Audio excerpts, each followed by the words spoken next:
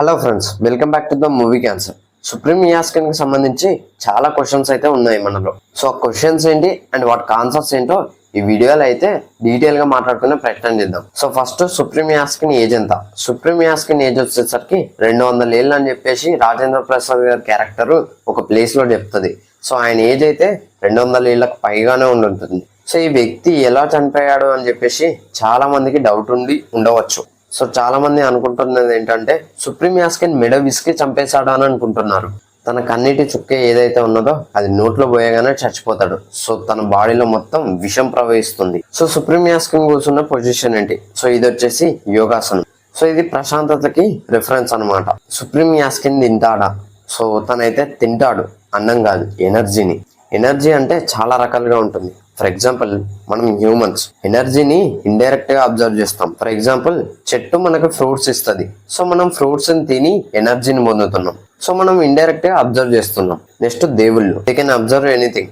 ఏ వస్తువునైనా ఏ పవర్ నైనా వాళ్ళు అబ్జర్వ్ చేసుకోగలరు. అండ్ మునులు, యోగులు, ఋషులు. దీనికి కూడా ఒక ఎగ్జాంపుల్ చెప్తా. ఇందాక మనం మాట్లాడుకున్నాం కదా. సో ఆ చెట్టుకు వచ్చే ఎనర్జీ ఏదైతే ఉంటుందో, సన్లైట్, వాటర్, హీట్, సో ఇవన్నీ చెట్టు అబ్జర్వ్ చేస్తాయి. సో ఇవి మనం కూడా అబ్జర్వ్ చేస్తాం. కాకపోతే మన బాడీ వీటికి రియాక్ట్ అవుద్ది ఆటోమేటిక్ గా. బట్ మునులు మాత్రం మాన్యువల్ గా వాళ్ళకి కావాల్సిన ఎనర్జీని అధిక మొత్తంలో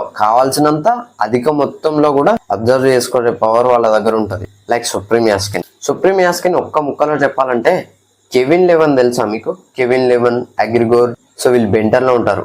సో వాళ్ళ ఆస్మోసియన్స్. So supreme Yaskin is like ఆస్మోసియన్. సుప్రీం యాస్కిన్ కి ఎనర్జీ ఎక్కడి నుంచి వస్తుంది? సుప్రీం యాస్కిన్ కి అయితే ఎనర్జీ ఇక్కడ ఉన్న వాటర్ లో నుంచి వస్తుంది. దీనికి ప్రూఫ్ ఏంటంటే తన బాడీకి అండ్ అండర్ వాటర్ కి పైప్స్ ఉంటాయి. సో ఆ పైప్స్ ద్వారా వాటర్ లో ఉన్న ఎనర్జీని మొత్తం యాస్కిన్ లాక్కుంటాడు. తన ముందు అండ్ తన పైన ఉన్న చక్రం ఏంటో తెలుసా? అది స్పేస్. దీన్ని మనకు కాస్ట్యూమ్ డిజైనర్ కూడా కన్ఫర్మ్ చేశాడు. సుప్రీం యాస్కిన్ గాల్లో ఎలా తేలుతున్నాడు? దీనికి 3 రీజన్స్ ఉన్నాయి. అదంతా స్పేస్ ఏరియా కాబట్టి. అండ్ తన బాడీ లోపల యాక్చువల్ షేప్ ఉండొచ్చు. సో ఆ షేప్ కి ఆ నేచర్ ఉండొచ్చు. ఆ వాటర్ లో నుంచి వస్తున్న ఎనర్జీ చాలా స్ట్రాంగ్ కావచ్చు. దాన్ని సుప్రీం కంట్రోల్ చేస్తుండొచ్చు. వాటర్ గురించి మనకు తెలిసిన ఫ్యాక్ట్ ఏంటంటే వాటర్ ఫ్లో అనేది అన్నిటికంటే చాలా ఎక్కువగా ఫ్లో చేస్తుంది. సో ఆ ఫ్లో ని సుప్రీం బ్యాలెన్స్ చేస్తుండొచ్చు. సుప్రీం యాస్కిన్ జ్ఞానం చేయాల్సిన అవసరం ఏంటి? అది స్పేస్ లో. దీనికైతే 2 రీజన్స్ అయితే ఉన్నాయి. ఒకటి సుప్రీం యాస్కిన్ యోగి అయినా అయి ఉండాలి, లేకపోతే ముని అయి ఉండాలి. స్పేస్ మెడిటేషన్ గురించి కొద్దిగా చెప్తా. ఒక వాటర్ ఉన్న ప్లేస్ లో మనం మెడిటేషన్ చేస్తే దానివల్ల యూజ్ కూడా చెప్తా.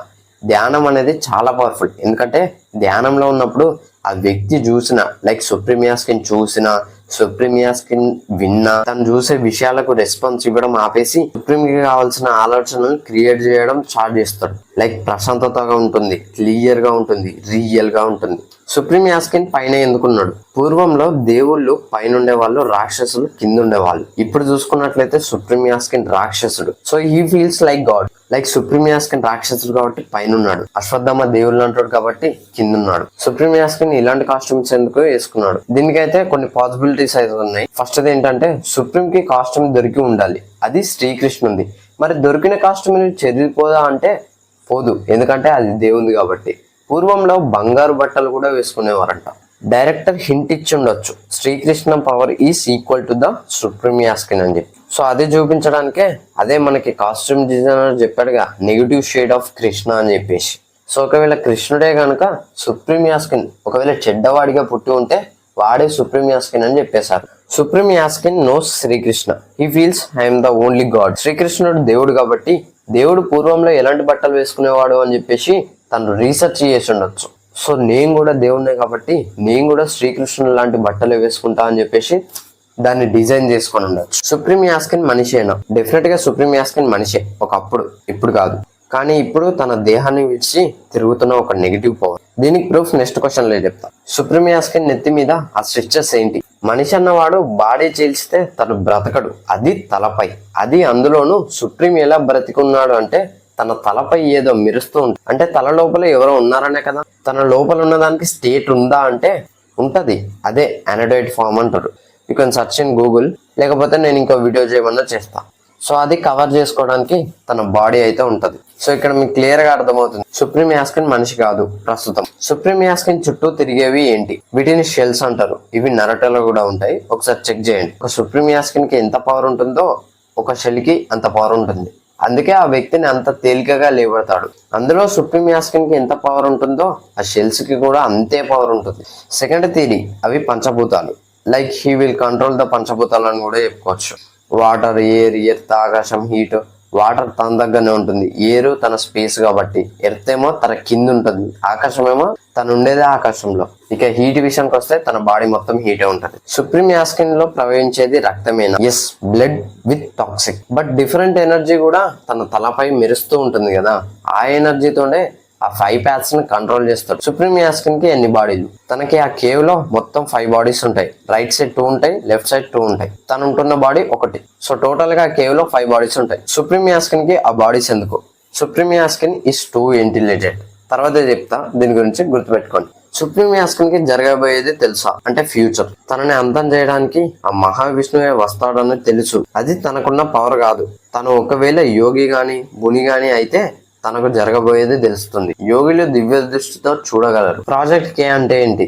ప్రాజెక్ట్ కే అంటే ప్రాజెక్ట్ కల్కి, ప్రాజెక్ట్ కలి. సో దీని గురించి అయితే ఒక వీడియో చేశాను, మన ఛానల్లో ఉంటుంది, చెక్ చేయండి. సో ఈ వీడియోలో అయితే చెప్తా దీనికి ఆన్సర్. ప్రాజెక్ట్ కల్కి అంటే కల్కిని పుట్టనివ్వకుండా ఆపాలి అండ్ చంపాలి. ప్రాజెక్ట్ కలి అంటే తనను తాను ఇమోర్టల్ గా చేసుకోవాలి. ఇవి రెండింటికి ఒకటే సొల్యూషన్. అంటే ఒక పని చేస్తే ఇంకో పని ఆటోమేటిక్ గా అయిపోద్ది. ఫర్ ఎగ్జాంపుల్, కల్కి మదర్ అయిన సుమతిని చంపితే ఆటోమేటిక్ గా కల్కి కూడా పుట్టడు, కల్కి ప్రాణం రాదు. అండ్ సిరం ని సుప్రీం అబ్జర్వ్ చేస్తాడు, తను ఇమోర్టల్ అవుతాడు. సో మళ్ళీ కల్కి పుట్టాలంటే ఇంకొక 6000 సంవత్సరాల వరకు ఆగాలి. సుప్రీం ఫ్లాష్ బ్యాక్ తెలిసిన వ్యక్తులు ఎవరు? ఒకరు councillor Bani, commander Manas. So commander Manas అయితే ప్రస్తుతం ప్రాణాలతో లేడు. కమాండర్ మానస్ కూడా ఫుల్ గా తెలియదు. బిడ్డ పుడితే సుప్రీం కి ప్రమాదం అని బాణి ఎందుకంటాడు? దీనికైతే 2 థియరీస్ ఉన్నాయి. ఫస్ట్ వచ్చేసరికి కౌన్సిలర్ బాణి పురాణాలు చదువుతాడు. సో ఇక్కడ మానస్ ఇలా చెప్తాడు, నేను విన్నాను తెల్ల గుర్రం మీద దేవుడు వస్తాడు అని అంటాడు. దానికి బాణి చెప్తాడు, తెల్ల గుర్రం అంటే తన జన్మ నక్షత్రం అని. 6000 సంవత్సరాలకు ఒకసారి వచ్చే ఖడ్గ అశ్విని నక్షత్రం. ఇంకొన్ని రోజుల్లో బిడ్డ పుట్టకపోతే ఇంకో 6000 సంవత్సరాలు ఆగాలి, పుడితే సుప్రీంకి ప్రమాదం. ఇక్కడే నాకు డౌట్ వచ్చింది. పురాణాల ప్రకారం కలికి ప్రమాదం అని చెప్పాలి కదా, మరి సుప్రీం యాస్కిన్ కి ప్రమాదం అని ఎందుకు చెప్పాడు అని. సో ఇక్కడ ఒక క్లారిటీ ఇస్తాం మీకు. సుప్రీమే కలి పురుషుడు అండ్ వాళ్ళు చంపబోయేది కల్కి అండ్ సుమతి. బిడ్డను మోసేది 150 నుంచి 160 రోజులు మాత్రమే. దీనికి ప్రూఫ్ ఏంటంటే అక్కడ సుమతి 150 days క్రాస్ అవుద్ది. క్రాస్ అయిన 2 days లోనే తను ప్రెగ్నెంట్ అని తెలుసుకుంటారు. తను పారిపోద్ది. తనను వెతుకుతున్న సిచ్యువేషన్ లోనే బాణి చెప్తాడు, ఇంకొన్ని రోజుల్లో ఆ బిడ్డ పుట్టకూడదు అంటాడు. ఆ పురాణాల ప్రకారం సుప్రీం యాస్కిన్ ఇస్ కలి, ఎందుకంటే భూమిని మొత్తం పాలించేది సుప్రీం యాస్కినే కాబట్టి. సో ఇది సెకండ్ థియరీ. సుప్రీం యాస్కిన్ ఈ వ్యక్తితో చెప్తాడుగా, మనుషులకు ఉన్న డిఫెక్టే అది అని చెప్తాడు. సో ఆ డిఫెక్ట్ ఏంటి? ఒకటి మెయిన్ స్వార్థం. నేచర్ ని నాశనం చేస్తున్నారు కాబట్టి పైకి పట్టుకొచ్చాను అని చెప్తాడు. నీకు ఇష్టం వచ్చినట్లు చేయడానికి మీరెవరు అని సైంటిస్ట్ అడుగుతాడు. దానికి సుప్రీం కూడా చెప్తాడు, మీకు ఇష్టం వచ్చినట్లు చేయడానికి మీరెవరు అని చెప్తాడు. ఇక్కడ మనుషులకు ఉన్న డిఫెక్ట్ ఏంటంటే స్వార్థం, అహం, విర్రవీగడం. సో వీటికి సొల్యూషనే ఈ సిరంలో ఉంది అని. సో ఆ సొల్యూషన్ ఏంటో కూడా ఈ వీడియోలో చెప్తా.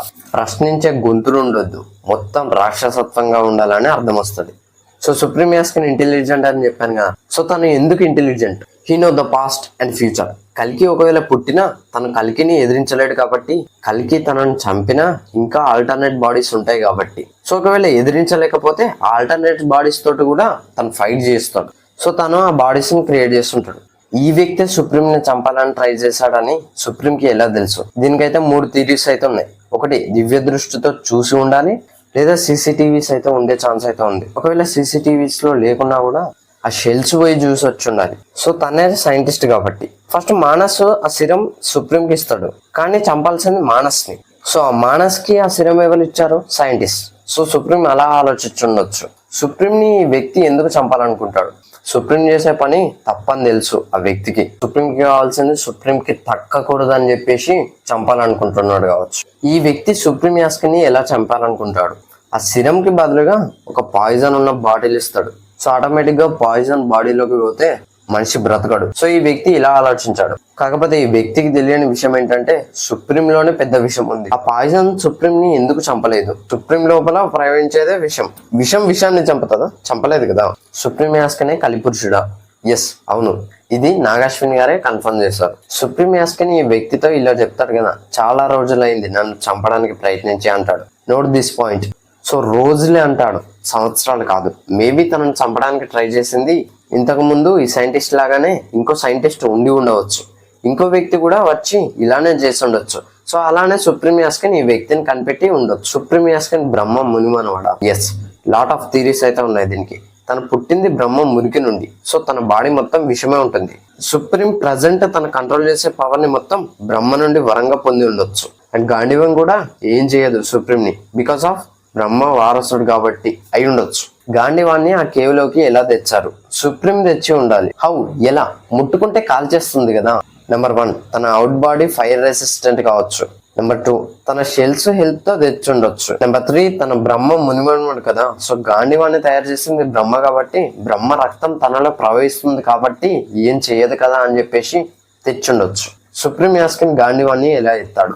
కల్కి పాజిటివ్ పవర్ కాబట్టి కల్కి సిరం తనలో ప్రవహిస్తుంది కాబట్టి దేవుడే నన్ను ముట్టుకుంటున్నాడా అని చెప్పేసి గాంధీవం ఏం చేయలేదు. నెంబర్ 2, తను బ్రహ్మ మునివన్నాడు కదా ఇందాక చెప్పినట్టుగా, సో బ్రహ్మ రక్తం కూడా తనలో కలిసి ఉంది కాబట్టి గాంధీవం ఏం చేయలేకపోయి ఉండొచ్చు. లాస్ట్ లో సుప్రీం చెప్పిన డైలాగ్ మీనింగ్ ఏంటో తెలుసా?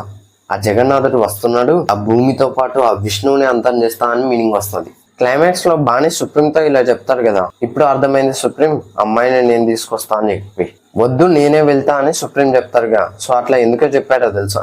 ఒకవేళ నీకేమన్నా అయితే సో తర్వాత నేను కల్కిని ఎదుర్కోలేకపోయినా కూడా నేను చచ్చిపోతా. ఒకవేళ నేనే వెళ్తే నేను చచ్చిపోయిన తర్వాత కూడా నాకు ఆల్టర్నేట్ బాడీస్ ఉన్నాయి, సో ఆ బాడీస్ ని అప్డేట్ చేయడానికి నువ్వు ఉండాలని చెప్పేసి కౌన్సిలర్ బాణీని అయితే వెళ్ళొద్దని చెప్తాడు. సో సుప్రీం గురించి ఎక్కువ తెలిసింది కూడా కౌన్సిలర్ బాణీకే. సో ఇది ఫ్రెండ్స్ సుప్రీం యాస్కిన్ కి సంబంధించిన క్వశ్చన్ అండ్ ఆన్సర్స్ అయితే. సో ఈ వీడియోలో సుప్రీం యాస్కిన్ గురించి పూర్తిగా తెలిసిందని అనుకుంటున్నా. ఇంకేమైనా డౌట్స్ ఉంటే కామెంట్ చేయండి, వాటికి అయితే ఆన్సర్స్ ఇచ్చే ప్రయత్నం చేస్తాం. So that's the video guys. Video నచ్చితే లైక్ చేయండి, షేర్ చేయండి, కామెంట్ చేయండి, ఛానల్ సబ్స్క్రైబ్ చేసుకోండి. Thanks for watching. By by.